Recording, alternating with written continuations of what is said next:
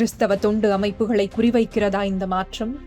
இந்தியாவில் சுமார் 16,000 என்ஜிஓக்கள் எஃப்சிஆர்ஏவில் பதிவு செய்யப்பட்டு வெளிநாட்டு நன்கொடைகள் பெற அனுமதி பெற்றுள்ளன. அதிலும் பெரும்பாலானவை கிறிஸ்தவ அமைப்புகள், பள்ளிகள், மருத்துவமனைகள், சமூக சேவை பணிகளை நடத்துகின்றன. வெளிநாட்டு நன்கொடைகள் சரியான முறையில் பயன்படுத்தப்படுவதையும் நாட்டின் பாதுகாப்பையும் உறுதி செய்யவே ஃபாரின் கான்ட்ரிபியூஷன் ரெகுலேஷன் ஆக்ட் சட்டம் கொண்டுவரப்பட்டது என கூறப்படுகிறது. 2010 முதல் தன்னார்வ தொண்டு நிறுவனங்கள் வெளிநாட்டு நிதி பெற அனுமதி பெறுவது கட்டாயமாக்கப்பட்டது. ஆனால் 2026 புதிய திருத்தத்தின்படி டெசிக்னேட்டட் அத்தாரிட்டி எனப்படும் புதிய அதிகார அமைப்பை உருவாக்கியுள்ளது.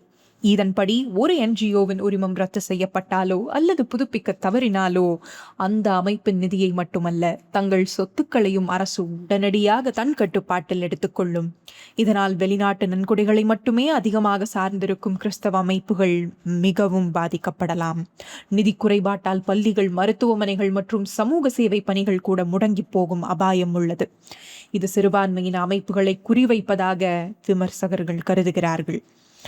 ஏனென்றால் சட்டங்கள் மாறும்போது அதன் பாதிப்பு எல்லோருக்கும் சமமாக இருப்பதில்லை. கர்த்தராகிய இயேசுவே விசுவாசத்தோடு ஊழியம் செய்பவர்களை பாதுகாத்து வழிநடத்தும் தலைவர்களுக்கு ஞானத்தையும் நீதியையும் தந்தருளும். ஆமென். Explore the ArtConnect app's news section now.